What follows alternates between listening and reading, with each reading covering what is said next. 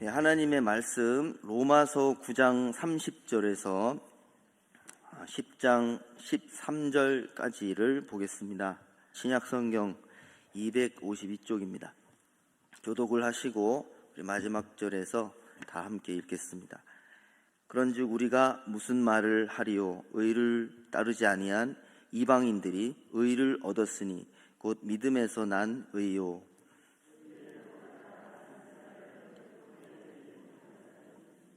어찌 그러하냐? 이는 그들이 믿음을 의지하지 않고 행위를 의지함이라. 부딪힐 돌에 부딪혔느니라.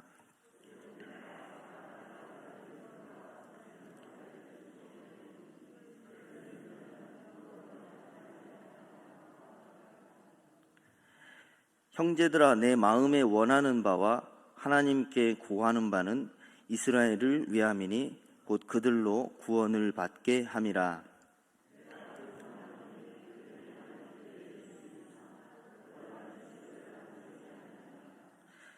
하나님의 의를 모르고 자기 의를 세우려고 힘써 하나님의 의에 복종하지 아니하였느니라.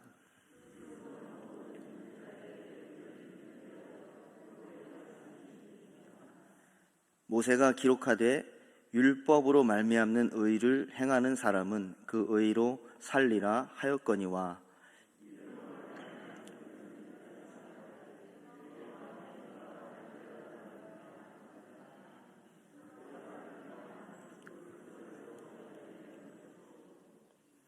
혹은 누가 무저갱에 내려가겠느냐 하지 말라 하니 내려가겠느냐 함은 그리스도를 죽은 자 가운데서 모셔 올리려는 것이라.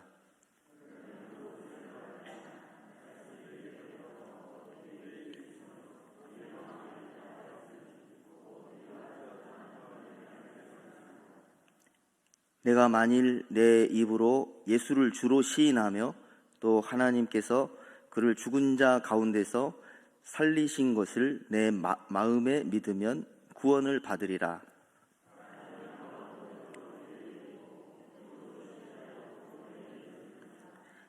성경에 이르되 누구든지 그를 믿는 자는 부끄러움을 당하지 아니하리라 하니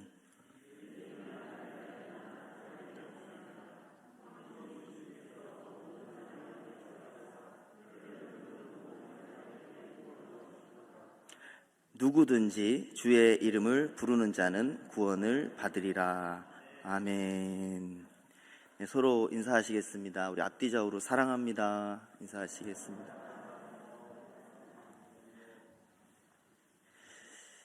네, 이 로마서 9장에서 이 11장까지는 하나의 커다란 덩어리로서 사도 바울이 자신의 동족 유대인의 구원의 문제를 심각하게 생각해서 정리한 내용입니다.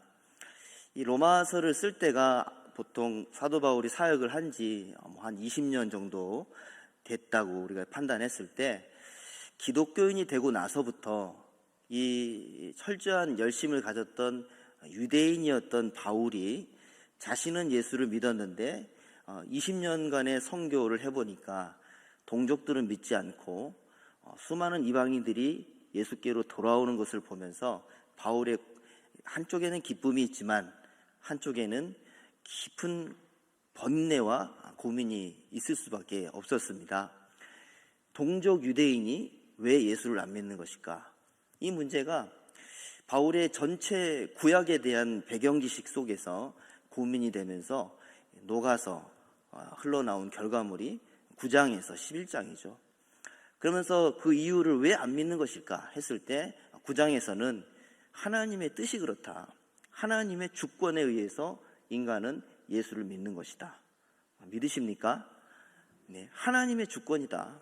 사람이 결정할 문제가 아니다. 9장에서 그렇게 이야기합니다. 그러면서 10장에 넘어오면서 좀 더 자세하게 또 이야기합니다. 유대인이 예수를 믿지 않는 이유에 대해서 서서히 하나씩 파헤쳐 나갑니다. 이방인들은 오늘 본문 30절부터도 이렇게 시작합니다. 이방인들은 전혀 하나님의 의를 위해 달려가지도 않았고 유대인들처럼 그렇게 열심을 내지도 않았는데 그냥 어디서 요즘 말로 득템하다는 식으로 하나님의 의를 얻게 되었다. 좀 유대인의 입장에서 굉장히 황당합니다. 왜냐하면 유대인들은 하나님께 인정받기 위해서 하나님의 어떤 섭리와 역사가 일어날 것을 기대하면서 열심을 낸 민족입니다.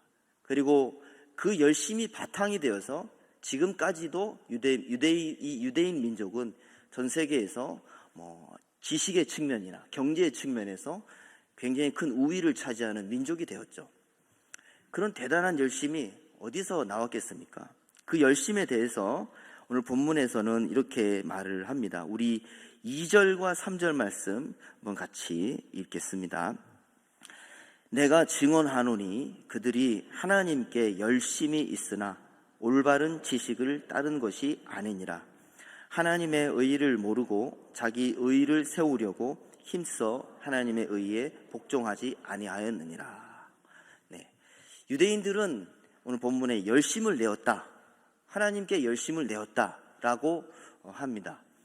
이 열심이 언제 더 두드러지고 더 뚜렷한 형태를 가지게 되었는가 하면, 여러분이 잘 아시는 대로 BC 586년에 바벨론에 의해서 멸망하는 그 순간부터 유대인들은 이제 생각하기 시작합니다. 자신들의 고유한 터전이 사라졌기 때문에 그때부터 방법을 찾습니다. 성전이라는 중심지가 없어졌기 때문에 자신들의 민족을 유지시키고 민족의 영광을 회복하기 위해서 수단과 방법을 찾습니다. 그 대표적인 것이 회당을 세우는 것이죠. 전 세계에 흩어진 지역에서 토라, 말씀을 암송하고 그것을 중심으로 예배하는 회당을 세우는 것이고, 또 하나 중요한 것은 서기관 집단이 발생한 것입니다. 쉽게 말하면 서기관은 성경을 필사해서 보존하는 집단이죠. 성경이 사라지면 안 되기 때문에 그대로 바울이 살던 이 시기까지 600년이 넘는 세월 동안 엄청나게 많은 성경을 필사하고 그리고 또 그것을 가르치고, 그런 식으로 그들은 무한한 열심을 내었습니다. 또 한 가지 주목할 것은 유대인들의 이러한 하나님을 위한 열심이 좀 더 특별한 것은 외세의 침략 때문입니다. 바벨론에 의해서 나라가 망했습니다. 그리고 바벨론은 70년이 지나서 망하죠. 메데파사 또는 페르시아 제국이 새로 등장하면서 유대인은 또다시 압제 속에 갇히게 됩니다. 페르시아가 망하고 약 한 200년이 지나서 알렉산더 대왕이 등장했을 때 수많은 사람들이 전쟁의 도가니 속에 들어가고 유대인들은 그 속에서 큰 고난을 당합니다. 알렉산더가 제국을 평정하고 오래 살았으면 좋았을 텐데 그렇지 않죠. 20대 후반의 나이에 요절하게 되면서 나라는, 전 세계의 제국은 4등분으로 조각조각 나뉘어지면서 유대인들은 그 속에서 또 다른 전쟁과 분쟁 속에 휩쓸리게 됩니다. 그런 식으로 유대인들은 또 그 이후에 로마 제국이 등장하면서 압제 속에 들어가면서 유대인들은 끊임없는 외세의 침략과 전쟁 속에서 600년의 세월 속에 휩싸이면서 그 무언가 하나님을 위해서 자신들의 존재를 지키기 위해, 민족을 지키기 위해 선택한 것이 열심이었습니다. 성경을 열심히 암송하고 필사하고 가르치고 회당을 짓고, 그리고 거기에 맞는 유대인 집단들, 좀 쉽게 말하면 분파들, 바리새인들, 에세네파들, 수많은 분파들을 세워서 자신들의 열심을 표출했습니다. 그런데 바울은 바로 거기에서 문제가 생겼다라고 말해줍니다. 2절 말씀에 하나님께 열심이 있으나 올바른 지식을 따른 것이 아니니라. 사랑하는 성도 여러분, 유대인들의 열심은 자기가 행동을 해서, 자기가 열심히, 오늘 이제 본문 이렇게도 되어 있습니다. 32절에 보면 이렇게 되어 있습니다. 그들이 믿음을 의지하지 않고 행위를 의지하였다. 유대인들이 선택한 것은 하나님을 위한다는 명분은 있었지만 방법이 틀렸던 것이죠. 행위를 선택했습니다. 열심히 일해야지, 열심히 노력해야지, 열심히 공동체를 건설해야지. 그들은 거기에 집중했고 수많은 노력의 결과물들을 이제 선물로 받았겠죠. 그러나 바울은 말합니다. 그 열심이 하나님을 아는데 방해가 되었다. 우리 사랑하는 여러분, 여러분의 열심이 이런 열심이 아니시기를 주님의 이름으로 축원합니다. 열심.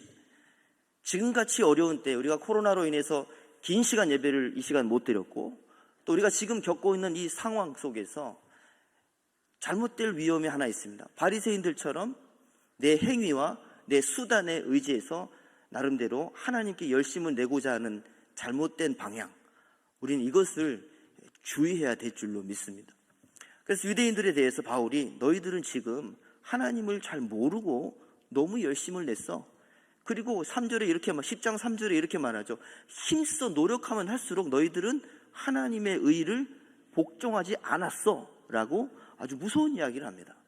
하나님을 위해서 했는데 결과는 노력을 하면 할수록 하나님께 불순종하는 존재로 변해갔다. 참 무서운 말씀이 아니겠습니까? 왜 이런 일이 발생하는 것일까요? 왜 신앙적으로 열심을 내고 하나님을 위해 뭔가 노력을 하는데 왜 뒤틀리고 왜곡된 결과들이 유대인에게 생겨난 것일까요? 그 이유에 대해서 여러분 잘 아시겠죠? 물론 예수를 영접하지 않았기 때문이죠. 근데 사도 바울은 그 문제를 좀 더 자세하게 이야기하고 싶어 합니다. 우리 좀 길지만 5절에서 8절 말씀을 같이 한번 읽도록 하겠습니다.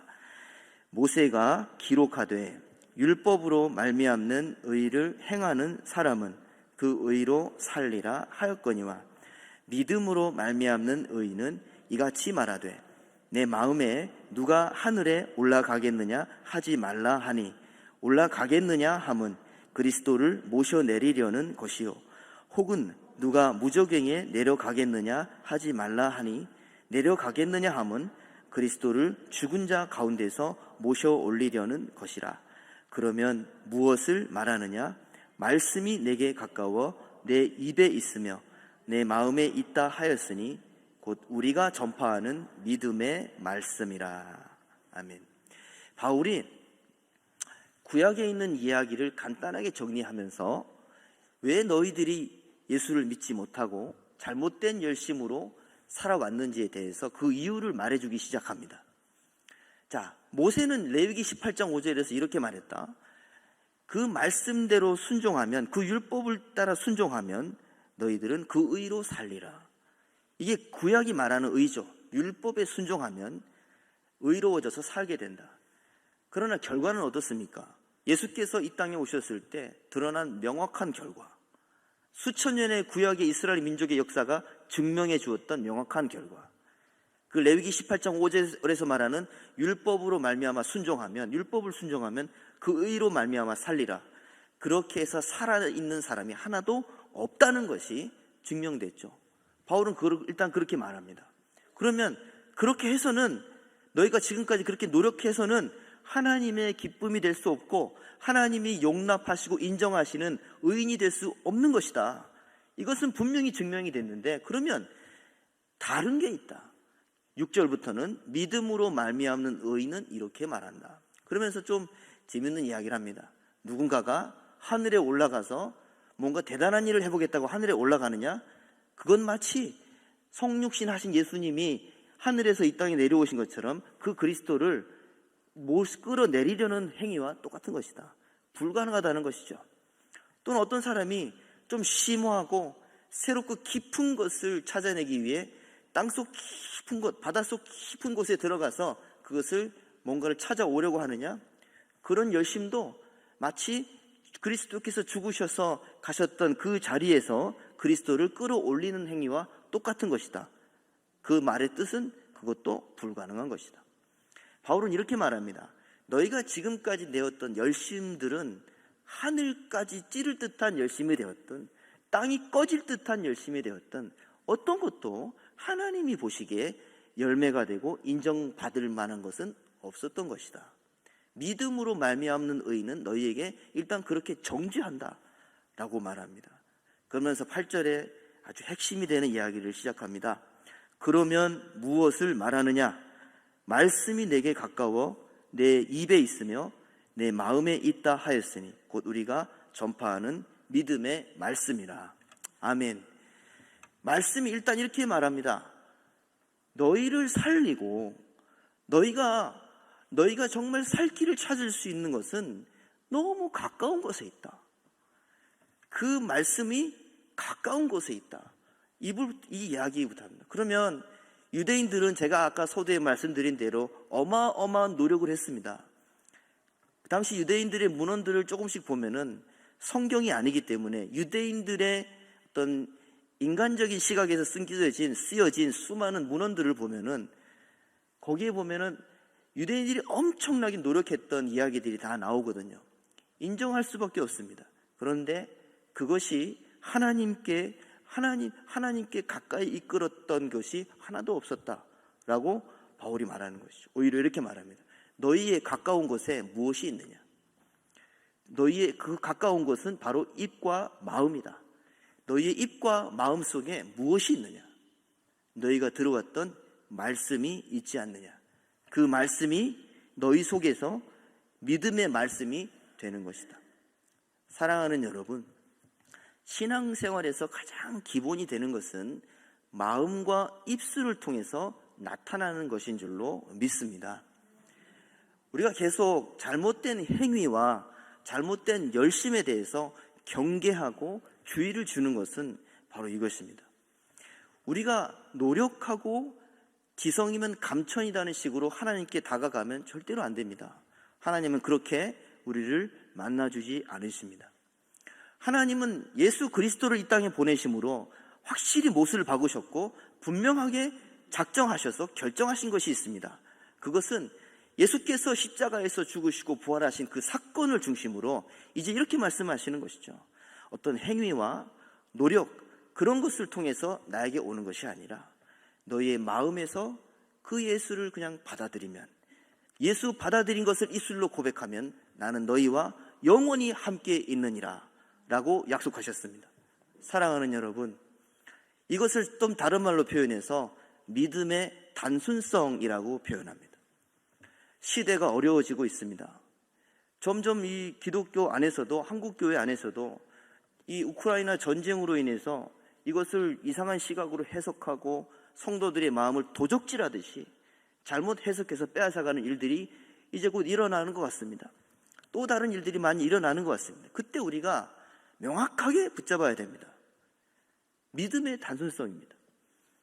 누구 한 사람을 의지해서, 누구 특별한 사람을 의지해서 내 신앙을 회복할 것이 아니라 여러분의 입과 여러분의 마음에 이미 주셨던 그 단순한 믿음의 단순성을 지킬 때 하나님은 여러분을 건강하게 회복시키고 지켜주실 줄로 믿습니다.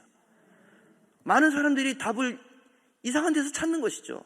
당시 유대인들도 정말 막 하늘까지 올라가서 뭔가 땅속 깊은 곳에 가서 뭔가 대단한 하나님의 은혜를 발견할 수 있지 않을까, 그런 기대감을 가지고 살았던 사람입니다. 왜 그렇겠습니까? 너무 삶이 힘들었기 때문에. 너무나 삶이 외부에서 닥쳐오는 고난과 전쟁과 가난과 이것들이 계속 겹치고 자신들을 괴롭게 할 때 마치 어떤 피안의 세계에서 이 세상이 아니라 다른 세상에서 뭔가 답을 찾고자 뭔가 신비적인 것, 뭔가 특별한 것, 기이한 것, 그것을 찾아다니는 유대인들이 당시에 많았다는 것입니다. 그러나 바울은 이렇게 말하죠. 그러면 무엇을 말하느냐? 말씀은 너의 입과 마음속에 그대로 존재하고 있다. 그 말씀이 너희를 하나님 앞에 세우는 것이고 하나님과 함께하게 하는 그 말씀이라는 사실을 기억해라고 말하는 것입니다. 그래서 사도 바울은 이 말을 하면서 여러분이 익숙하게 잘 아는 말씀으로 정리를 하죠. 우리 9절과 10절 말씀 다 같이 읽겠습니다. 내가 만일 내 입으로 예수를 주로 시인하며 또 하나님께서 그를 죽은 자 가운데서 살리신 것을 내 마음에 믿으면 구원을 받으리라. 사람이 마음으로 믿어 의에 이르고 입으로 시인하여 구원에 이르느니라. 아멘. 이런 말씀은 암송하고 다니셔도 좋습니다. 많은 분들이 이 말씀은 너무나 잘 아시고 너무나 중요한 좋은 말씀입니다. 사람이 마음으로 믿어 의에 이르고 입으로 시인하여 구원에 이르느니라. 자, 여기서부터 이제 바울은 믿음으로 인해서 우리가 의로워진다. 단순한 진리죠. 이 진리를 여러분이 잘 아시듯이 로마서 1장부터 4장까지의 내용에서 충분히 이야기했습니다. 충분히. 인간은 죄로 타락해서 어쩔 수 없는 존재이기 때문에 멸망받을 존재이다. 그게 로마서 3장 20절까지 쭉 정리가 되죠. 그리고 21절부터 그러나 이제는 하나님의 의가 나타났으니 믿음으로 말미암은 의가 나타났으니 하면서 3장 21절부터 4장과 5장까지 이르러서 그 믿음, 예수 그리스도를 믿음으로 말미암아 우리가 의롭다함을 받았으니 이 내용을 쭉 설명합니다. 쭉 설명했는데 10장에 와서 그 이야기를 마치 한 번 더 반복하는 것 같습니다. 그런데 여러분, 차이가 있습니다. 그 초반에 1장부터 4장, 5장까지 그 이신 칭의에 대해서 믿음으로 의롭다함을 받는다는 진리에 대해서 말했을 때는 그냥 단순하게 이렇게 말했습니다. 예수를 믿음으로 말미암아 의롭다함을 얻느니라. 이 이야기를 계속 반복했습니다. 근데 10장에 와서는 뭘 말하냐면 그 은혜의 사건이 마음에서 이루어진다고 10장에서는 좀 더 실천적인 의미로 말해줍니다. 한번 보십시오. 6장에서 오늘 본문 6절에 내 마음에 이런 말을 하죠. 그 다음에 8절에 이렇게 말하죠. 내 마음에 있다 하였으니, 믿음의 말씀이 내 마음에 있다는 것입니다. 또 10절에도 보시면, 9절에도 보시면 내 마음에 믿으면 구원을 받으리라. 또 10절에 마음으로 믿어 의에 이르고. 사랑하는 여러분, 여러분이 예수를 믿을 때 가장 기본적으로 믿는 자리는 마음입니다. 믿으시죠? 마음으로 믿는 것입니다. 입술로 고백하기 전에 마음으로 받아들이고 영접하는 것이죠. 굉장히 단순합니다. 하지만 단순하면서도 너무나 복잡합니다. 왜 그런가 하면 인간의 마음은 신앙의 자리임과 동시에 불신앙의 자리이기도 하기 때문입니다. 예수님께서 이 바리새인들과 논쟁하면서 그 논쟁의 사건 중에 하나가 제자들이 막 손 씻고 하니까 왜 더러운 손으로 먹느냐. 그 주님이 말씀하시죠. 마태복음 15장에 야, 입으로 들어가는 것은 사람을 더럽게 하지 않아. 이렇게 말씀하시면서 마음에서 나오는 것이 사람을 진실로 더럽게 하는 것이다. 그러면서 마음에서 나오는 것들을 쭉 나열하시죠. 예수님이 보시기에 바리새인들과 대적할 때, 또 유대인들과 논쟁할 때 이 문제를 예수님은 계속 지적하십니다. 진짜 문제는 얘들아 마음에 있다. 인간의 마음은 무능하고 부패하고 썩어 있어. 인간의 마음으로 종교적으로 어떤 선한 것을 할 수 있다는 것은 불가능한 것이야. 예수님은 계속 이런 관점에서 꾸준히 바리새인들과 대결하셨고 제자들을 가르치셨고 3년의 사역을 하신 것입니다. 예수님은 인간의 마음이 얼마나 연약한지, 얼마나 문제가 있는지, 그래서 요한복음 2장 마지막 부분에 보시면 인간의 마음에 대해서 잘 아셨기 때문에 자기 존재를 인간에게 맡긴 적이 없었다고 말합니다. 예수님은 인간의 마음이 어떤 상태에 있는지, 얼마나 문제가 많은지를 너무나 잘 아셨습니다. 그 인간의 마음이 하나님의 은혜를 받는 상태로 예수를 믿는다. 이 자체로 엄청난 사건이요 기적인 것입니다. 그래서 사도 바울은 이 문제를 이제 에베소서 4장 10절, 10절, 18절 말씀에 이렇게 말을 합니다. 그러므로 내가 이것을 말하며 주 안에서 증언하노니 이제부터 너희는 이방인이 그 마음에 허망한 것으로 행함같이 행하지 말라. 그들의 총명이 어두워지고 그들 가운데 있는 무지함과 그들의 마음의 굳어짐으로 말미암아 하나님의 생명에서 떠나 있도다. 그렇죠. 사도 바울은 똑같이 말하는 겁니다. 유대인의 문제든 이방인의 문제든 마음이 허망한 것으로 가득 차 있다. 아무리 새로운 것을 바라고 구하고 찾아도 그것이 너희를 하나님께로 데려갈 수 있는 힘이 없는 것이다. 더군다나 그 마음은 하나님에 대한 무지로 가득 찬 상태이기 때문에 그 상태로 굳어지죠. 굳어지고 딱딱하게 굳어져서 하나님의 생명이 그 마음에 들어갈 수 없는 상태다 라고 바울이 마음에 대해서 이야기합니다. 이 마음의 문제가 심각한 상황에서 하나님께서는 그 마음의 자리에서 예수를 영접하게 하셨다는 사실이 큰 은혜인 줄로 믿습니다. 그래서 한 번 더 말씀을 좀 보면은 사도 바울은 다른 데서도 이렇게 말합니다. 우리 한번 같이 읽었으면 좋겠는데요. 고린도 후서 4장 3절에서 4절 말씀입니다. 같이 읽겠습니다. 만일 우리의 복음이 가리웠으면 망하는 자들에게 가리워진 것이라. 그 중에서 이 세상의 신이 믿지 아니하는 자들의 마음을 혼미하게 하여 그리스도의 영광의 복음의 광채가 비치지 못하게 하느니 그리스도는 하나님의 형상이니라. 한번 잘 보십시오.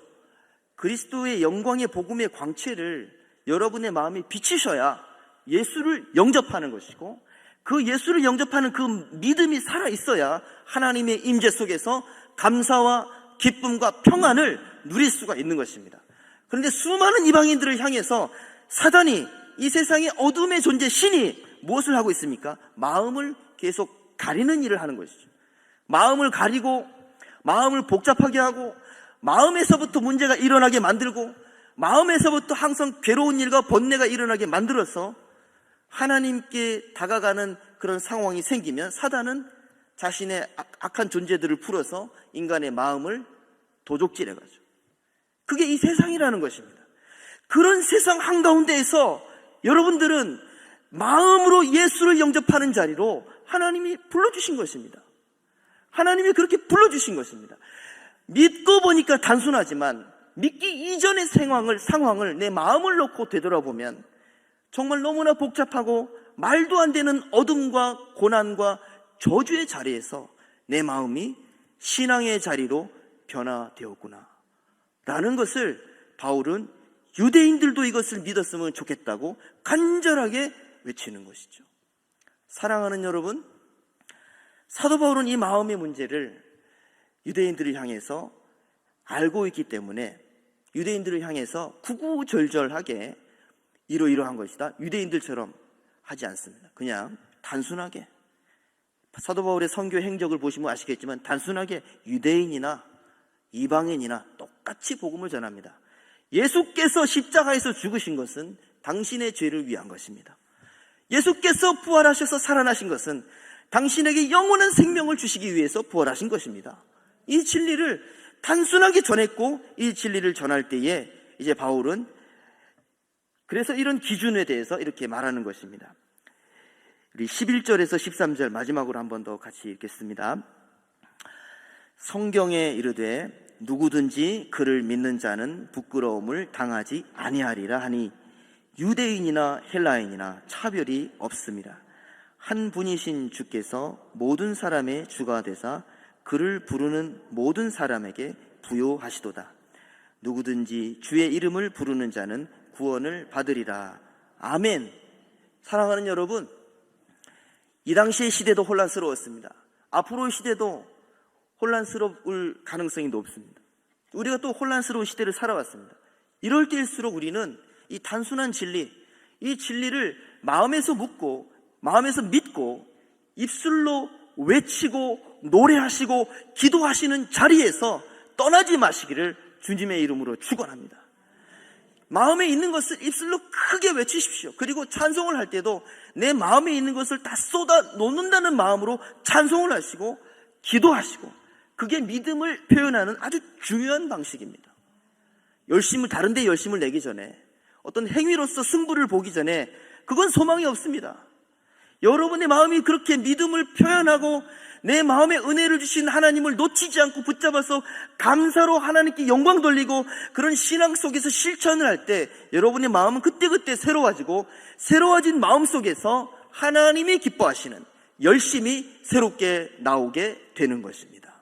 여러분, 이 어려운 시대에 예수를 단순하게 믿고 마음이 새로워지는 그 단순한 믿음의 진리 안에서 승리하시고 하나님께 영광을 돌리시기를 주님의 이름으로 축원합니다.